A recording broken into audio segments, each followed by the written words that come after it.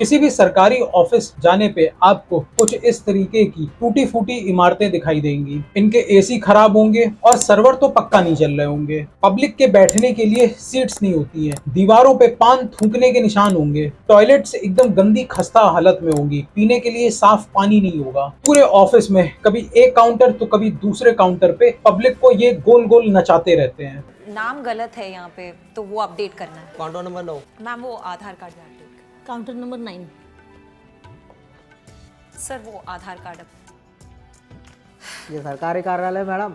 फाइलों के बड़े बड़े बंडल धूल खा रहे होते हैं। इनफैक्ट चूहे तक इधर से उधर दौड़ लगाते हुए दिख जाएंगे। और बेचारे कहने को तो अधिकारी हैं, लेकिन जो फर्नीचर भी होगा आज से सदियों पुराना लाया गया होगा, जिसे या तो दीमक खा रहा होगा या फिर वो एकदम जर्जर कबाड़ हालत में होगा। यहाँ पे ऑफिसर कभी भी टाइम पे नहीं आएगा ऑफिस, चाहे भले ही ऑफिस में बायोमेट्रिक अटेंडेंस क्यों ना लगी हो। कोई भी व्यक्ति बेचारा हंसता हुआ नहीं दिखाई देगा। हर कोई टेंशन में होगा या फिर गर्मी की वजह से रूमाल से अपना पसीना पोंछने में लगा होगा। और ऐसा नहीं कि आप अपनी कन्वीनियंस के हिसाब से कभी भी इस ऑफिस में चले जाएं और आपका काम तुरंत हो जाएगा। आपको कम से कम 1 से 2 घंटे पहले ऑफिस के बाहर जाना है और लाइन लगाना है। एक सिंपल से आधार अपडेट के लिए भी आपको बहुत ही लिमिटेड टोकन्स मिलेंगे और उसके लिए भी लंबी सी लाइन होगी। छोटा सा 5 मिनट का काम करवाने के लिए भी आपका आधा दिन बर्बाद हो जाएगा। और हो सकता है कि आपका पूरा काम एक बार में हो भी ना, आपको इन ऑफिसों के बार बार चक्कर काटने पड़े। इस देश में आज भी कॉलोनियल हैंगओवर है। आज भी एक सरकारी अधिकारी को साहब या बड़े साहब कहा जाता है, इन्हें बाबू बोला जाता है। आज भी आईएएस ऑफिसर्स को कलेक्टर कहा जाता है, जबकि अंग्रेजों के समय में ये आईएएस ऑफिसर्स रेवेन्यू कलेक्शन का काम करते थे और इसलिए इन्हें डिस्ट्रिक्ट कलेक्टर बोला जाता था। और अब तो एक नया ट्रेंड शुरू हो गया है, जहां आईएएस ऑफिसर्स अपने साथ कैमरा लेके चलते हैं, यूट्यूब पे वीडियो बनाते हैं। जहां वो किसी सबऑर्डिनेट को या किसी कॉन्ट्रैक्टर को झाड़ रहे हैं तो उन्हें एक हीरो की तरह सेलिब्रेट किया जाता है। आपने देखा यंग ब्यूरोक्रेट अभी 2 साल पहले 4 साल पहले सेलेक्ट हुए हैं और वो अपने साथ एक कैमरा लेके चल रहे हैं। कैमरा लेके चल रहे हैं, वो दिखा रहा है कि उसने उसको डांट दिया, उसने सबऑर्डिनेट को डांट दिया। आप समझ रहे क्या छवि बनाने की कोशिश हो रही है। आज भी लाल बत्ती और नीली बत्ती सरकारी गाड़ी के ऊपर लगाना एक प्रेस्टीज का इशू माना जाता है। दिल्ली और यूपी जैसे राज्यों में तो आप कोई भी बत्ती इस्तेमाल कर ही नहीं सकते हैं, लेकिन फिर भी इस वीआईपी कल्चर को अधिकारी छोड़ नहीं पा रहे हैं। जो अधिकारी हैं वो अपनी जो वीवीआईपी कल्चर है उसको दिखाने से बाज नहीं आते। आप देखेंगे कि एक गाड़ी है, इसके ऊपर ये बत्ती लगी हुई है।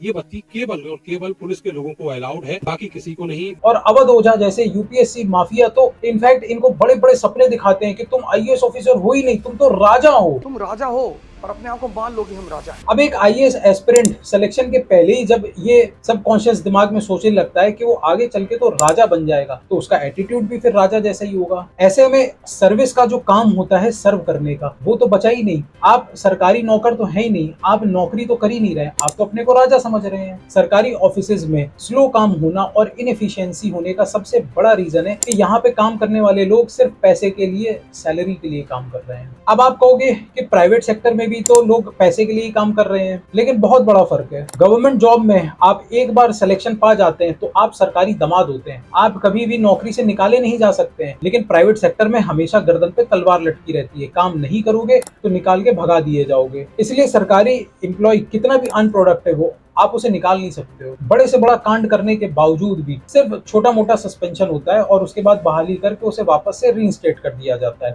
फॉर एग्जांपल कुलविंदर कौर जो सीआईएसएफ में एक कांस्टेबल थी, वर्दी पहन के उसका सबसे बड़ा काम था एयरपोर्ट पे खड़े जितने भी लोग हैं अपनी विचारधारा को साइड में रख के उन लोगों की सुरक्षा करना। लेकिन उसने एक महिला सांसद को थप्पड़ मारा क्योंकि उसके एक स्टेटमेंट्स जो उसने पास्ट में दिए थे वो उसे पसंद नहीं आए। इंक्वायरी बैठती है, कुछ समय के लिए सस्पेंशन होता है और फाइनली कुलविंदर कौर को चंडीगढ़ से ट्रांसफर करके बेंगलोर में वापस से रीइंस्टेट कर दिया जाता है। और इसी चीज को कहते हैं जॉब सिक्योरिटी। और इसीलिए यंग एस्पिरेंट्स अपनी पूरी जवानी खपा देते हैं, 10-10, 12-12 साल छोटे छोटे 6x6 के कमरों में पड़े रहते हैं, ताकि एक दिन वो ऐसी नौकरी पा जाए जिससे कि उनकी सारी जिंदगी सेट हो जाए। काम करो ना करो, 9 से 5 की नौकरी है, सैलरी तो टाइम पे ही आनी है, बॉस की झिकझिक भी नहीं सुननी है, दुनिया भर की सरकारी छुट्टियां, पेंशन स्कीम, सरकारी क्वार्टर और समय समय पे अलग अलग फैसिलिटीज। अब तो सरकारी बैंक्स भी सैटरडे को बंद रहते हैं, वहीं बेचारे प्राइवेट बैंक वाले सैटरडे को भी आके खपते हैं। और बात यहीं पे खत्म नहीं होती है, जो प्रमोशन होता है वो भी आपको टाइम से मिलेगा, क्योंकि जैसे सीनियरिटी होती जाती है आप अपनी सीनियरिटी के साथ साथ प्रमोशन भी पाते जाते हैं। तो प्रमोशन पाने के लिए आपकी अप्रेजल रिपोर्ट अच्छी हो ना हो, आप इफिशिएंट हो ना हो, बस बॉस की चापलूसी करते रहो, उसकी चमचागिरी करोगे तो अपनी कुर्सी बचा लोगे, समय पर प्रमोशन पा जाओगे और सैलरी तो टाइम पे मिल ही रही है। एक तरफ प्राइवेट स्कूल्स है जहाँ पे इतनी अच्छी एजुकेशन मिलती है, लेकिन उस टीचर से पूछिए कि उसको तनख्वाह कितनी मिलती है। वहीं किसी सरकारी स्कूल में चले जाइए और वहां पे एक टीचर को कितनी सैलरी मिलती है वर्सेस उसकी लाइफ कितनी ईजी होती है, उसको कंपेयर करके देख लीजिए। ऐसे पढ़ेगा बिहार तो बताइए भला कैसे बढ़ेगा बिहार। ये अपने आप में एक बड़ा सवाल है कि जब शिक्षक ही क्लासरूम में आराम फरमाएंगे, नींद की आगोश में जाएंगे, तो सोए शिक्षा व्यवस्था को कौन जगाएगा। सैलरी के अलावा जो ऊपरी आमदनी होती है यानी करप्शन, वो भी एक बहुत बड़ा मोटिवेटिंग फैक्टर होता है, जिसके लिए युवा दिन रात लगा रहता है कि बस एक सरकारी नौकरी तो मिल ही जाए।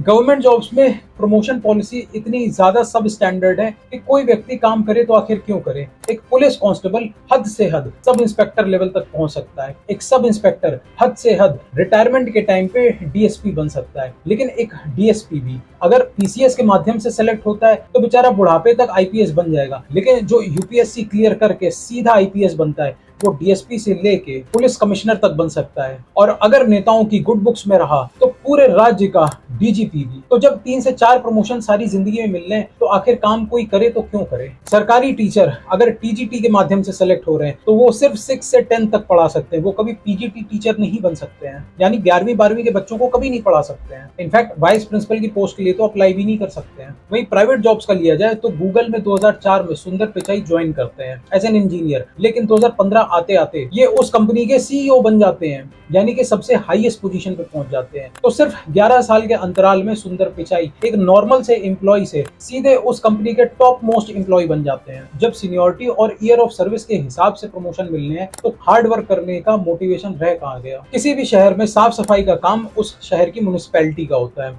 लेकिन आप अगर किसी अच्छे पॉश एरिया में रह रहे हैं तब तो वहां पे सफाई जरूर होगी, लेकिन आप किसी झुग्गी झोपड़ी स्लम्स के आसपास रह रहे हैं तो वहां पे हमेशा कूड़े कचड़े के ढेर लगे रहते हैं। सीवर से पानी निकल रहा होता है, कभी भी क्लीनिंग टाइम पे नहीं होगी। सरकार टेक्नोलॉजी का यूज कर रही है, ऑनलाइन एप्लीकेशन तो कर सकते हैं, लेकिन मान लीजिए आपको पासपोर्ट चाहिए है, आपने ऑनलाइन आवेदन भी कर दिया, लेकिन आपके वेरिफिकेशन के लिए तो एक पुलिस वाला ही आपके घर आएगा, और जब तक आप उसे 1500 रुपए मिठाई के डिब्बे के लिए नहीं देते हो तब तक वो आपकी एक अच्छी रिपोर्ट नहीं तैयार करके देगा और आपके पासपोर्ट वेरिफिकेशन का काम ऐसे ही लटका रहेगा। टेक्नोलॉजी का सही यूज ना करना सरकारी ऑफिस के लिए एक्चुअली एक बहुत बड़ी प्रॉब्लम है। ये जो बड़ी बड़ी फाइल्स के पोथे पूरी सरकारी ऑफिस के कमरे ऑक्यूपाई करके रखते हैं, इनको डिजिटाइज किया जा सकता है, लेकिन उसके लिए चाहिए political will power. State bank of India की वेबसाइट खोलेंगे तो वो इतनी जगह ओटीपी मांगेगा, इतने पासवर्ड मांगेगा कि आप खुद परेशान हो जाएंगे और चक्कर खा के गिर पड़ेंगे। यूजर इंटरफेस इतना पुअर होगा और सर्वर की स्पीड इतनी स्लो होगी कि आप फ्रस्ट्रेट हो जाएंगे। ऑफिस आने से पहले ही एक गवर्नमेंट एम्प्लॉय इतना डीमोटिवेट हो जाता है कि उसे वही पुराना सड़ा फर्नीचर, वही गंदे रॉड, मकड़ी के जाले और इन सब के बीच में पूरा दिन बिताना है। इसके अगेंस्ट में अगर आप किसी कॉर्पोरेट ऑफिस को देखेंगे तो एकदम वर्ल्ड क्लास फर्नीचर होता है, उनके पास इंडोर गेम्स होते हैं, कॉफी शॉप्स होती हैं, कभी भी आप रिफ्रेशमेंट्स के लिए जा सकते हैं, अपने मूड को फ्रेशन अप कर सकते हैं और हमेशा रिचार्ज्ड और एनर्जेटिक फील करेंगे। ऑफिस में काम करने का मन करेगा। ट्रांसफर पोस्टिंग का एकदम धंधा बना हुआ है। हर मंत्री जी ने अपने चुनाव में बहुत पैसा खर्च किया होता है, जगह जगह शराब बंटवाई होती है, पैसे बांटे होते हैं, तो अब चुनाव का खर्चा तो उन्हें निकालना ही है। कैसे निकालेंगे? तो उसके लिए ट्रांसफर पोस्टिंग एक पूरा धंधा बना हुआ है। इनफैक्ट अखिलेश यादव की सरकार में इनके चाचा शिवपाल यादव तो नोटोरियस थे, उनका फिक्स्ड रेट था और जो सरकारी अधिकारी उन्हें वो पैसा चढ़ा देता था उसे अपने मनपसंद पोस्टिंग मिल जाती थी। अब जब सही पोस्टिंग या ट्रांसफर नहीं मिलेगा तो एम्प्लॉय अपने घर से दूर है, डीमोटिवेटेड है, आखिर काम क्यों करे? आपने घर से तो उसे दूर फेंक ही दिया है, जॉब सिक्योरिटी उसके पास है और घर से दूर वो एक ऐसे कल्चर में है जहाँ पे उसे ना तो कोई लोकल चीजों में इंटरेस्ट है, ना उसे वहाँ की लैंग्वेज पता है, तो वो अपने आप को एज एन आउटसाइडर फील करता है। बस एक ही मोटिवेशन रहता है कि किसी तरीके से टाइम कटे और वो उस जगह को छोड़ के किसी दूसरी जगह पे जो उनकी पसंद की पोस्टिंग हो शायद उसके लिए प्रयास करें। सरकारी क्वार्टर्स की तो इतनी हालत खराब होती है, ये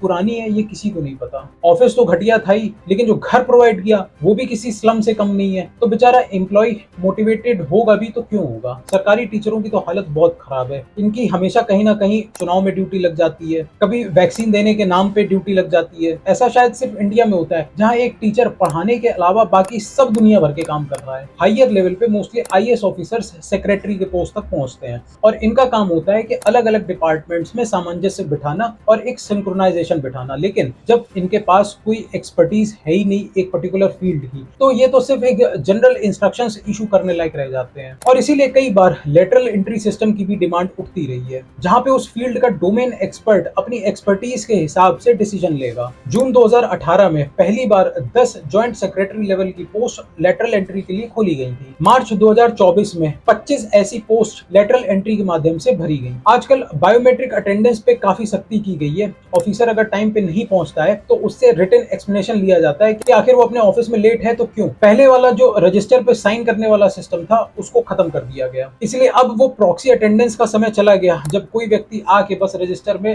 फर्जी सिग्नेचर करके चला जाए। अब तो आपको अपना अंगूठा लगाना पड़ेगा मशीन पे। इसके अलावा सरकारी ऑफिस में एक टोकन सिस्टम शुरू कर दिया गया है कि आपको एक पर्टिकुलर टाइम पे बुलाया जाएगा, आप उस समय टोकन दिखाइए तो आपका जो वेटिंग पीरियड है वो रिड्यूस हो जाए। इनफैक्ट डिजिटाइजेशन के चलते बहुत से सरकारी काम है जैसे वोटर आईडी बनवाना, आधार कार्ड बनवाना, वो काफी इजी हो गया है। कुछ लिमिटेड लेवल पे सरकारी ऑफिस का हिस्सा जब प्राइवेटाइज किया गया तो उससे भी काफी इंप्रूवमेंट हुआ है। जैसे फॉर इंस्टेंस पहले रेलवे स्टेशन में साफ सफाई का काम सरकारी कर्मचारी करते थे तो सब जगह एकदम गंदगी फैली रहती थी। आज यही काम एक प्राइवेट कंपनी को कॉन्ट्रैक्ट के रूप में अवार्ड कर दिया जाता है, तो इस वजह से सफाई भी रहती है। अगर नहीं सफाई रहती है तो उस कंपनी का कॉन्ट्रैक्ट कैंसिल करके किसी दूसरी कंपनी को दे दिया जाता है। पासपोर्ट के आवेदन के लिए पासपोर्ट सेवा प्रोग्राम सीधे TCS 2008 से हैंडल कर रहा है। तो इंस्पेक्टर भले ही आके आपका इंस्पेक्शन करे, लेकिन इसके अलावा बाकी जो भी बैक एंड पे काम हो रहा है वो TCS हैंडल कर रही है और पूरे सिस्टम को काफी स्मूथ और सीमलेस बना दिया गया है। सबसे ज्यादा रिश्वतखोरी और बेईमानी हायरिंग फंड्स और टेंडर देने में होता है। दिल्ली मेट्रो के केस में शुरू से ही सेंट्रल गवर्नमेंट ने ये काम DMRC को दिया हुआ था, यानी दिल्ली मेट्रो रेलवे कॉर्पोरेशन, और इसीलिए दिल्ली मेट्रो की सर्विसेज आपको इतनी स्मूथ दिखती हैं। इनफैक्ट मोदी गवर्नमेंट ने तो क्लियरली कहा भी है कि government has no business to be in business. Government had no business to be in business. Privatization का पुश एक्चुअली में इफिशिएंसी को इंप्रूव करता है, वहीं करप्शन को कम करता है, साथ ही सिटीजन्स को एक बेटर सर्विस डिलीवरी मिलती है। जहां केरला में चिकन की शॉप से लेके सरकारी ठेके चलाए जा रहे हैं, तो फिर अगर रेड टेपिज्म है, कहीं पे किसी को फेवर दिया जा रहा है या करप्शन मांगा जा रहा है, तो आप कंप्लेन नहीं कर सकते हो। सरकारी नौकरी में सेलेक्ट हो जाने वाले लड़कों को एक बहुत मोटा दहेज भी मिलता है और ये भी एक बहुत बड़ा रीजन होता है जिसकी वजह से आदमी एक सरकारी नौकरी के पीछे भागता है। लेकिन दहेज बिहार में हर एक कास्ट, कम्युनिटी और रिलीजन में चलता है। उसने जन्म दिया है एक ऐसी इवल प्रैक्टिस को जहां पे एक लड़के को किडनैप किया जाता है और उसका जबरदस्ती विवाह हो जाता है। इस प्रथा को पकड़वा विवाह कहते हैं। पकड़वा विवाह पे डिटेल वीडियो देखने के लिए आप यहाँ क्लिक करके देख सकते हैं।